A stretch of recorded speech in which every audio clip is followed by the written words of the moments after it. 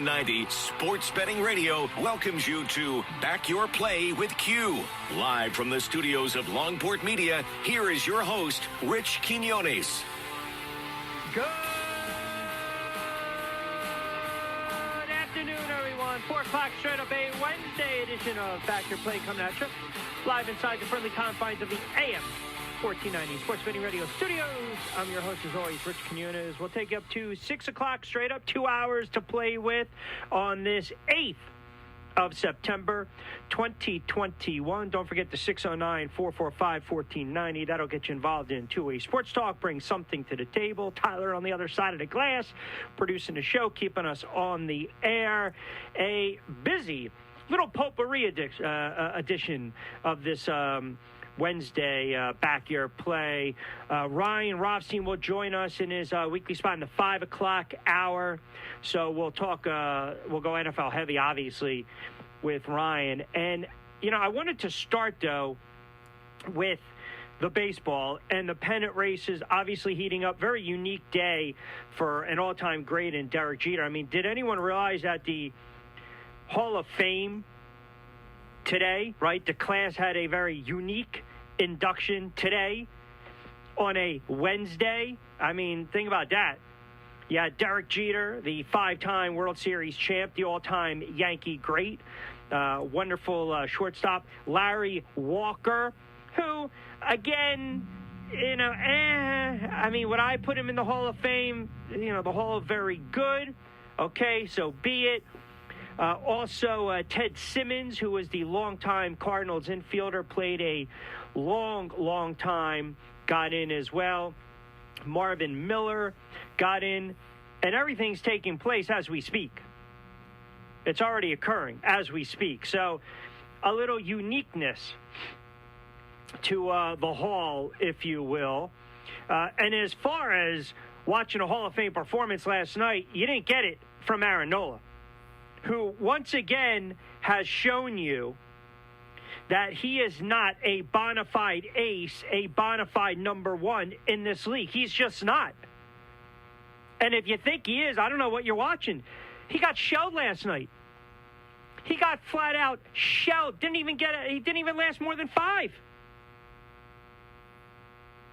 Did not pitch well last night. Once again, takes the loss. 3 runs, all earned. Struck out 6, okay. But they got shelled last night by Milwaukee, 10-0. And this is just not on Nola, by the way. This is it right now. It's put up or shut up time for the Philadelphia Phillies from top to bottom. You know, they got question marks regarding Nola. We'll get into their starting rotation, which hit a little snag, too. They've got question marks big time. And it was announced about 25 minutes ago that Zach Eflin is going to require right knee surgery. His recovery is 6 to 8 months. So, look, he's done for the rest of the year. He's going to miss the start of next season, so the hits just keep on coming if you're a Phillies fan. But how about this offense? Has given you nothing. I mean, JT, what are you doing? He's having a horrible year. He looks flat out lost at the plate. Remember, the Philadelphia Phillies gave him a nice little chunk of change with that contract. He has been abysmal this season. I mean, these are his worst offensive numbers. Probably got to go back to 2016. So they're not getting it from their starters. They're not getting it from their offense, aside from here and there Harper, who's trying to make a late push for MVP. And now the Philadelphia Phillies find themselves, again, chasing the Atlanta Braves. But instead of being a half a game back, they're 2.5 back. And Atlanta, see, I thought down this stretch run, I ultimately believe that if you can win 2 out of 3, 3 out of 4, 5 out of 6, when the games matter the most, and I'm just talking about the NL East, really a 2-team race at this point between the Phillies and the Braves. I thought maybe you had a glimmer of hope if you're a Phillies fan, to win a division, because when it's competitive like this, and the pennant races are coming down to a couple plays here and there, a couple of bats, a couple of pitches, a couple of series here and there. Well, guess what? It's only going to take a little winning streak. And last night, that's embarrassing. And this is why it just gets even more perplexing if you're a Phillies fan. They got fat on Labor Day with 16 hits and 6 homers and 12 runs. They shut out the Brewers. And then Tuesday night, it's a 180. They look like a completely different team. And Aaron Nola still cannot shake his demons when the month of September rolls around. Russell was terrible out of the bullpen. The offense from start to finish stunk. And the defense, again, left something to be desired. So when the dust, when the smoke, when everything settled, the Phils found themselves going into the locker rooms on the opposite end of a 10-0 shellacking. Now, you might chalk it up and say, you live to fight another day. Folks, this was a costly loss for the Philadelphia Phillies. Not only do you get embarrassed after routing this same club, this same team, 12-0, you lose ground to Atlanta. Because Atlanta beats Washington in Atlanta, so now Philadelphia trails the Braves by 2.5 games with 24 to play. They entered the day 2 games back in the wild card chase. Listen, I can't even begin to think or suspect how this will play out, but I know one thing. Aaron Nola is not going to be a long-term fixture here in this starting rotation. He's just not the answer. He's not. It was another mixed bag. I mean, he pitched 5 walk-free innings. He allowed just 6 hits, if I'm correct. 5 of those hits came in the third, and the Brewers turn around and they rally for 3 runs. He could not put them away in that inning, and frontline, bona fide, number 1 starters do that. 5 of the hits that he gave up in that inning came with 2 strikes. 3 of the hits came on curveballs, 1 on a sinker, 1 on a changeup. And the bugaboo all season long for the Philadelphia Phillies, the defense, once again, they didn't help out Nola in the third. You know, you make the move to acquire Freddie Galvis because you think you're shoring up your infield, especially from the shortstop position. He doesn't make a play on what would have ended up as an infield hit. You cannot give teams extra at-bats, you just can't. And when you need your pitchers to rise to the occasion late in the season, when you're talking about stretch run pennant races, when you need the guys you're paying the big bucks, when you need the guys that are supposed to be, quote-unquote, your workhorses, your number 1s, your number 2s, your veteran arms, the guys are going to eat the innings, like an Aaron Nola, and you cannot get it done time and time again in September. There's an issue. Since 2019, Aaron Nola's ERA, it sings to a tune of 5.38 in 13 September starts. You know how many games the Philadelphia Phillies have won in those games that he's pitched? Just 3. Just 3. He's pitched 9 innings and allowed 9 runs in 2 starts this September. His ERA is now up to 4.57, and Philadelphia is under 528 starts, 13-15. So, again, he's scheduled to pitch Sunday against Colorado at home. I don't know what you do with him. I really don't. And it's just not him, per se. But ultimately, look, you got to have these guys rise to the occasion. Their defense has been shoddy. The starting rotation has been iffy. The offense at times has been non-existent. And this is what you get. In a year where everyone thought the Braves were done when they lose arguably their best player, they've just figured out a way to just kind of trudge along. Now, that's baseball for you. And you start to see teams are separating themselves. Look what's going on in Tampa Bay. They're going to surpass 90 wins. They'll probably win 95, 96 games. They're starting to pull away from the Yanks and the Red Sox. Red Sox 10 back. Yankees 9.5 back. Hell, Toronto might catch Boston. Boston's dropped 3 straight. Toronto's won 6 in a row, 9 out of their last 10.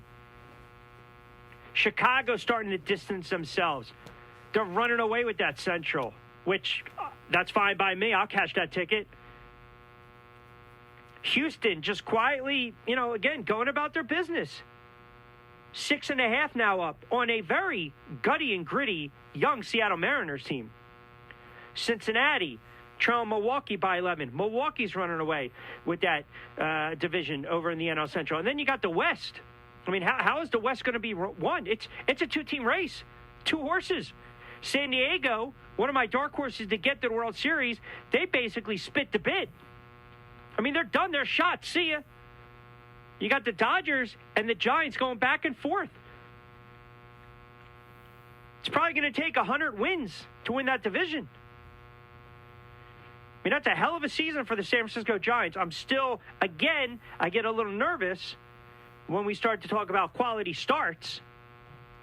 But if you're a Giants fan right now, you want 5 out of 6, I believe. And how about this for baseball? The Giants have, are you ready for this?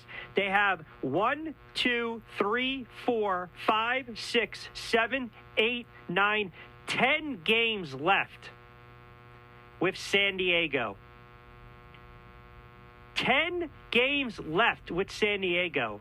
San Diego can turn around and be the ultimate spoiler. And it's been a mixed bag. Dodgers and the San Diego Padres, they fluctuated with series here and there this year. So the West is a compelling division right now. Arizona up on top of Texas 2-0. San Fran and Colorado scoreless top 4 and end of the 5th. Houston's doubling up Seattle 4-2. So we are coming into the home stretch in baseball, which, as we always say, it is a marathon. It is not a sprint. And you look around, last thing you want to do is start to lose some of these pitchers. Look at the season that Cole's had. He had to leave last night's game, which was another loss by the Yankees. No MRI, knock on wood, is required. But the Yankees, after that great run, that great streak, they're falling by the wayside. So it's tough. It's tough sometimes to bet on baseball.